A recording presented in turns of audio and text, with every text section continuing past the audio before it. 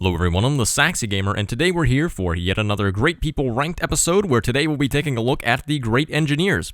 The Great Engineers are recruited, obviously, with Great Engineer points, which you will get from your industrial zones and the buildings within them, as well as a few random wonders that will give some Great Engineer points as well. So the first era in which you will be able to get any Great Engineers is the Medieval Era, which is where the industrial zones are unlocked, and we have 3 of the Great Engineers in that area. We have Bai Shang, we have Isidore of Miletus, and we have James of St. George. So Bai Shang, up first, his bonus allows your cities to build one more district than the population limit allows, and he also triggers the Eureka moment for printing. He does have 1 charge, so that means that you can do this in 1 city. So this bonus, I think, is pretty good because in Civ 6, as I talk about a lot of the time, pretty much the main place where you get most of your yields is from your districts. So being able to build one more district than the population limit would allow means that you can get an extra district out quite a bit faster, because I believe it's every, 3 population that you're able to unlock 1 district slot. So being able to get that a little bit faster can make it very nice, especially if you're near, what your theoretical housing capacity is or anything like that. So for that reason, I think that this is a pretty good bonus, and I'm going to give it a 4. This person's next. I have no idea how to pronounce their name. Isidore of Miletus. I don't know. It's probably horrendously bad, but they give you 215 production towards wonder construction with 2 charges. So this is a fairly decent thing. This is going to be very much depending on what type of bonus you're going to get from the wonder as to how valuable it is. So obviously, if you're building some random crap wonder just to use the Great Engineer, then probably this isn't going to be that good. If you're going for something that's more impactful, like maybe Mausoleum or something like that, and you're able to boost Mausoleum with this great person, then it becomes a lot more impactful. One of the things that I tend to notice, though, is that a lot of the time, the Great Engineers that give wonder production don't actually make that big of a difference, because it's either a wonder that I was going to be able to build anyways, or it's a wonder that I was never planning on building, but just figured, I might as well build one with this Great Engineer. So these types of Great Engineers are pretty decent. 215 production in the Medieval Era is fairly decent as well. So with all of those considered, and just the amount of randomness that is associated, I'm going to go ahead and give this one a 2. Let me also center these again before I forget. Up next, last of the Medieval Era Great Engineers, we have James of St. George, and he makes it so that he will instantly build ancient and medieval walls in a city, and he will also provide the gold per turn that is required in order to maintain them. And he has 3 charges, so you can do this in 3 cities. So James of St. George, I think, I'd say he's pretty okay. He's not really spectacular. In certain situations, this can be really good. Obviously, if you're being attacked and you really need to get walls up in a pinch, this is great. Aside from that, though, it's pretty much just free walls. It's not really all that good. So for those reasons, and this really doesn't get you any closer towards really any victory type, except for maybe not losing. So for all of those reasons, I think I'm going to give him a 1. Up next, we move into the Renaissance era, and first up we have Filippo Brunelleschi, which is he's a very nice Italian man, and he will give you 315 production towards wonder construction, also with 2 charges. So a little bit more production than the last one that gave wonder production, but still it's pretty much the exact same case here, that wonder production can potentially be very good if you need an important wonder, but generally in most games there's not a ton of super important wonders in the medieval and Renaissance eras. Normally I find myself wanting those whenever I'm in the industrial or modern era, and there's really big things like Roar Valley or Eiffel Tower or Cristo Redentor and things like that. So for those reasons, I once again think that this guy is going to deserve a 2. Up next, we have Leonardo da Vinci, and Leonardo da Vinci will make it so that he triggers the Eureka moment for 1 random technology of the modern era, and also will make it so that the workshops all will provide +1 culture. This is a pretty bad bonus. It's 1 random Eureka from an era that is in the future, and then also +1 culture on all of your workshops, even if you have a ton of industrial zones, or even if you're building industrial zones in almost every city, you're probably not going to get that much culture out of this, and this is just a really bad Great Engineer bonus. I mean, I still find it myself taking him in some games just because it's not absolutely awful, but it definitely is pretty bad, and for that reason I think it deserves a 1. Up next, we have Mimar Sinan, which will grant +1 housing and +1 amenity for the city. This is a fairly decent bonus, so one thing to keep in mind is that you need 1 amenity for every 3 citizens, so 1 amenity effectively will cover the next 3 population, but 1 housing is obviously going to cover the next 1 population. So This is still an okay bonus, though, and it can be helpful in a city that is, at its housing limit. Maybe you have a coastal city or something like that. So in those cases, I think this is a pretty alright bonus. If you're already settled on fresh water, though, it's not the best. Plus one amenity really isn't that much, so I think this bonus is going to deserve a 2. Moving on into the industrial era, we have Ada Lovelace, and her bonus makes it so that the city that you use the charge in is able to build one more district than the population limit allows, just like Bai Shang over in the medieval era, except she will trigger the Eureka moment for computers, so pretty much exactly like Bai Shang here, and for the same reasons that I gave Bai Shang a 4, I think that she deserves a 4 as well. Up next, we have Gustav I Fell, or Gustav Eiffel, I don't know. I don't actually know if his name is pronounced Eiffel or Eiffel, but he will make it so that you gain 480 production towards wonder construction with 2 charges. So this is actually one of the cases where I find him being a little bit more useful than some of the other wonder production people, just because the time period at which you get Gustav Eiffel in the game is very much, consistent with when you're going to be building the Eiffel Tower or Cristo Redentor or Ruhr Valley or all of these very important wonders towards either culture or science victory. So I'm not going to increase his ranking anymore, but I do generally think that he tends to be a little bit more useful than some of the other wonder production ones. So for those reasons, I think he deserves a 2. The last of the industrial era great engineers is James Watt, and his bonus makes it so that he will instantly build a workshop and factory in the district that you use him in, and all of your factories will provide +2 production to their city. So James Watt, I think, is pretty good just because, for one, you get a free workshop and a free factory, so that's quite a bit in terms of free production, assuming that you haven't built those already.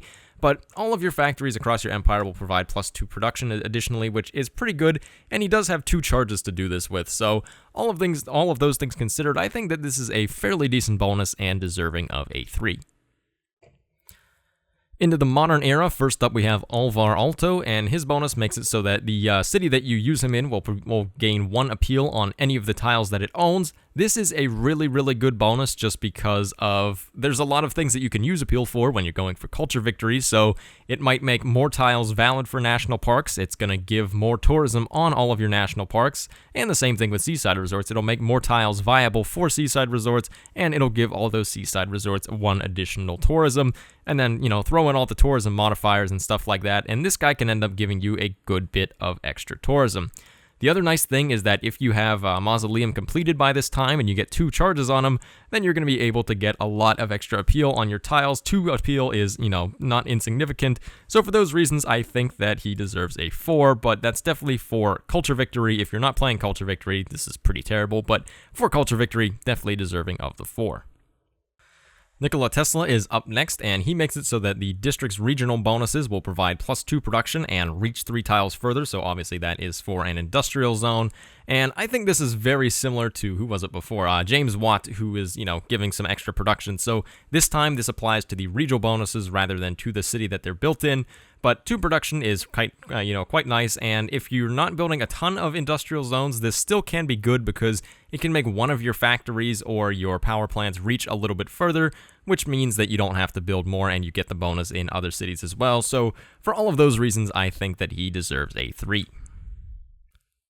Robert Goddard is up next, and he's the last of the modern era great engineers, and if you're playing for a science victory, you should definitely keep an eye out for him because he will trigger the Eureka moment for the rocketry technology and also give you 20% bonus production towards space race projects. So just remember, whenever we talked about the great scientists, that there are quite a few great scientists that give you extra percentage-based production towards space race projects, and he does stack with them as well. So if you're playing Science Victory, definitely a pretty good great engineer to go for and keep an eye out for. Or if you have Mausoleum, then obviously you're gonna be able to use him twice and get 40% production towards space race projects. So overall, a very good great engineer and directly correlates to a win condition. So for those reasons, I think he deserves a 4.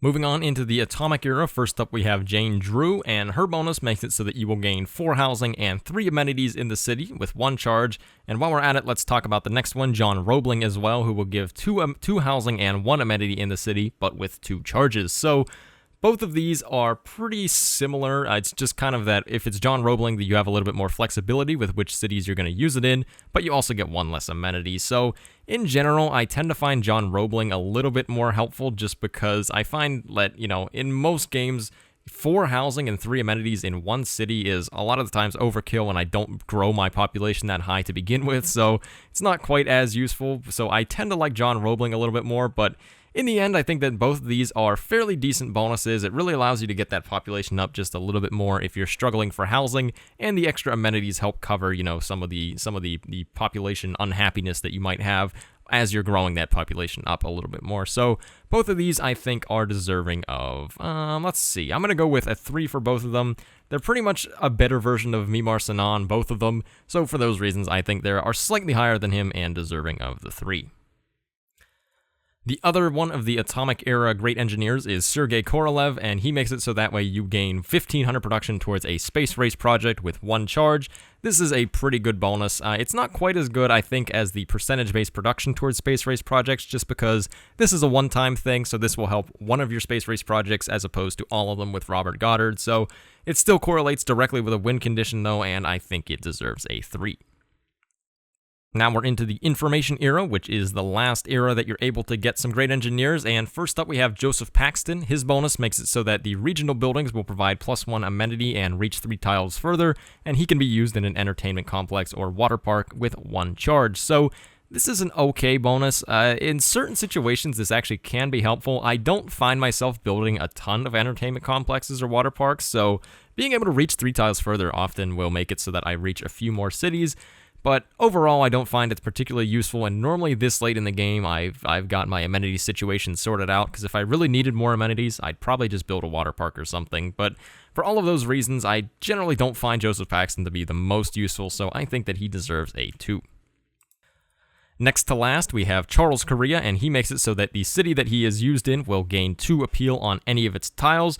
This, as I was kind of talking about before with Alvaro Alto, is really good for culture victory because this can add up in terms of tourism very fast if you use him in a city that has a lot of national parks or seaside resorts.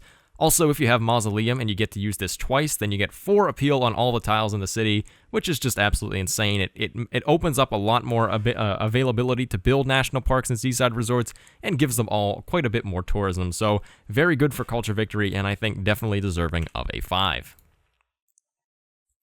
And last up, we have Werner von Braun. Maybe it's Werner von Braun. I don't really know. I think he's German or something. I'm pretty sure that he was a Nazi scientist that worked on space race projects or something like that. But his bonus makes it so that you are going to be gaining 100% extra production towards your space race projects. So pretty much just like a better version of Robert Goddard. And I'm pretty sure this doesn't need that much of an explanation. It's very good, directly correlates to a win condition, and has a strong bonus. And if you're able to stack it with Mausoleum, then you can, or even stack it with Robert Goddard. So for all of those reasons combined, I think he deserves a 5. So here we go. I've prettied this up a little bit and put them actually in the order in which they were ranked. So these are all of your great engineers. If you agree with any of these ratings or perhaps disagree, which I know probably a lot of people do, feel free to let me know in the comment section below. I'm always down to some discussion about rankings and possibly changing them. I know especially with some of these great engineers, it's very much depending on how you use them, especially with these Wonder Production ones. In some cases, some of these guys can be really good. In some cases, they can be not that useful. So there definitely is a lot of flexibility with these ratings. So don't take them, super hardcore, but take them definitely with a little bit of a grain of salt. So thank you everyone for watching. I have been the Saxy Gamer. If you enjoyed the video, feel free to like. If not, feel free to dislike. If you're looking for some more Civilization 6 content, feel free to subscribe. Thank you for watching, and goodbye.